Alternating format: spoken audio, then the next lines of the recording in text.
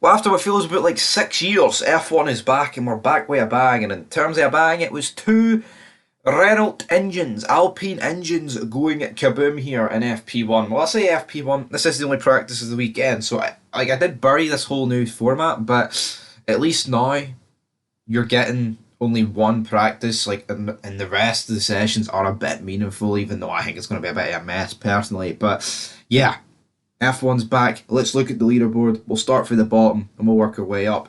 So it was Kevin Magnussen in last place. His car just broke down or something. He spun, and that is him. Saranara, not really having a good season. Kevin Magnussen, and yeah, up next we have both Alpines. They didn't see halfway through the session. They didn't look too bad, but I'll say halfway through the session, Gasly broke down before them. But their pace didn't look too bad, and it would have been interesting to see where they could have been with their new upgrades. Like how good they were in Australia. They really looked like they were. I mean, they were still the fifth fastest team, right? But it was really close between them and the other three teams behind Red Bull. So they'll be hoping more in the same. George Russell did in 17th, just not really good. I mean, you've got Hamilton in 11th, so Mercedes kinda not doing much, but they didn't have any soft tyre runs, so I mean, at least there's that positive for them.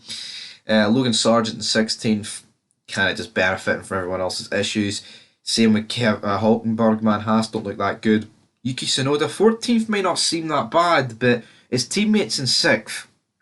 So what's Yuki Tsunoda's story in Ballamori? Wouldn't you like to know? We've got Valtteri Bottas in 13th, his teammates in 10th, so the Alfa Romeo's looking a wee bit better than they were in Australia. We've got Oscar Piastri, 12th may seem good, but the reality is he's 8 tenths off his teammate. That's just not good enough. Like, really, really not good enough. Alexander Albon in 9th in the Williams. Probably, I mean, that's really good to be honest. I'm not going to bury that too much. But again, how much of a step all these other cars took, because, he's been beat by Nick de Vries there. Only by 2 tenths, but at the end of the day, he's still been beat. As if for Hamilton, he was on the medium. So he was the second highest medium runner. The highest medium runner was Alonso. He was 1.2 seconds off the pace on the mediums. Not too bad on the mediums, but it already looks like this weekend you've got Red Bull, Ferrari, and then I'd probably say Aston Martin. We've got Lance Stroll in 7th on the soft, but it's Lance Stroll, so you can't read too much into it. The Vries up next, then you've got Norris. Good job for him. Then you've got Carlos Sainz, who's just a bit off his teammate, and I say a bit off his teammate, right? I think the Ferrari's probably slower than the Red Bull here, because obviously, but is it just Charles Leclerc that's making up that gap?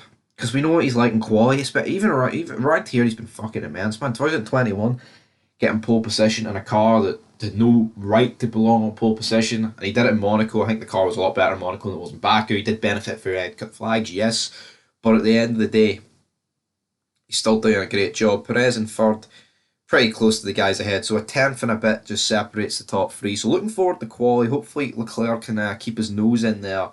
And then, yeah, we'll set the grid for Sunday. And then tomorrow, it's just a whole day by itself for tomorrow. So we have the sprint shootout. So that's why we saw a lot of cars using the medium. But now, tomorrow, you get the medium in the first 2 qualies, or the sprint shootouts, and then you get use the soft, and then we have the sprint race.